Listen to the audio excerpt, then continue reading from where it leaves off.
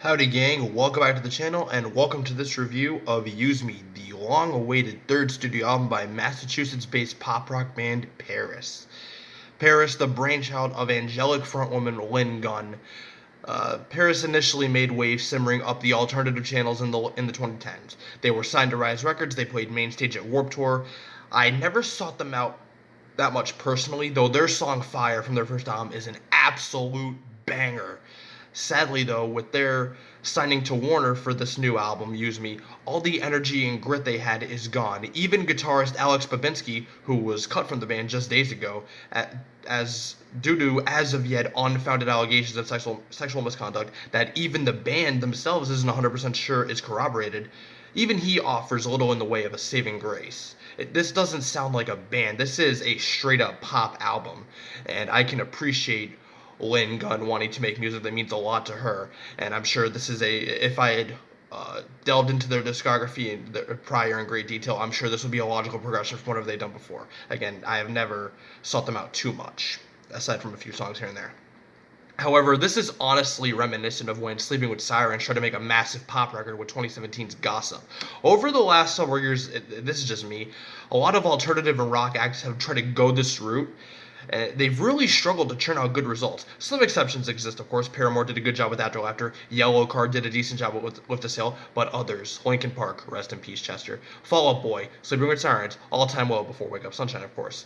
We Came as Romans, Escape the Fate. A lot of these bands tried their hand at a poppier, less organic version of themselves, and Pvris seemed to be the latest victim of that trend. Lead-off single and album opener, Give Me a Minute, is a waste of Lynn's clear, glassy voice. It gets drowned by reverb and other vocal alterations, and the chorus does nothing for me. Lynn almost sounds like she's slurring her words here.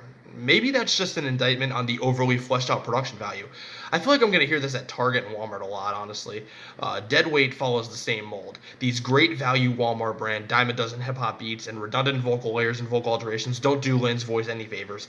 Stay Gold is a little better, however. It feels like a more earnest pop song attempt with graceful snap tracks and solo guitar riffs and more accessible pop tendencies. The melody did get stuck in my head, and whoever the nameless companion is in the lyrical content, Lynn promises to protect them.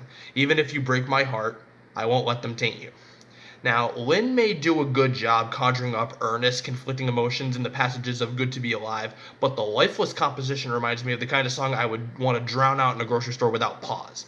The ominous and dark chamber pop vibe on the intro to Old Wounds gives chase to another boring soundscape that tries to solicit a response from you with its featureless hip-hop flirtations. Thankfully, it reaches an apex. I do like Lynn's higher octave vocals on the second pre-chorus, and then the second chorus tries to bring things back to life.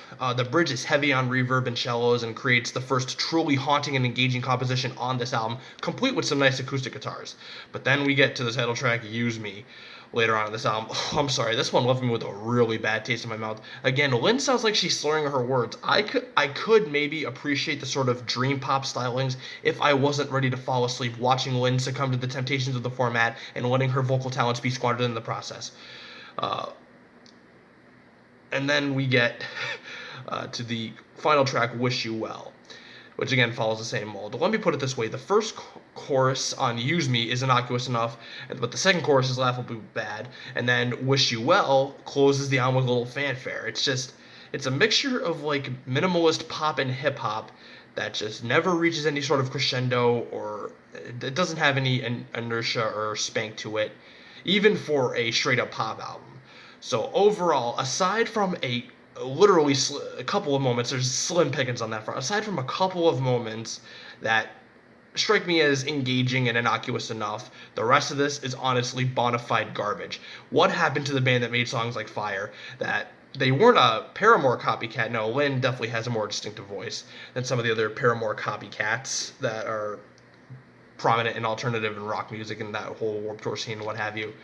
But any identity or niche the band had seems to be completely gone. It doesn't even sound like a band. I'm not hearing any fluid drums or live instrumentals. And Alex Babinski, the guitarist, who is now leaving the band, of course, did he even contribute? There are some nice guitar licks on a couple of songs here and there, but any live instrumental is pretty much non-existent. I'm going to give Use Me a 1 out of 5. Let me know what you thought about this album in the comments below. This is just my opinion, of course. If you like this review, smash the like button, leave a comment, subscribe, hit the bell to get notified next time I upload. Thank you for watching. Take care.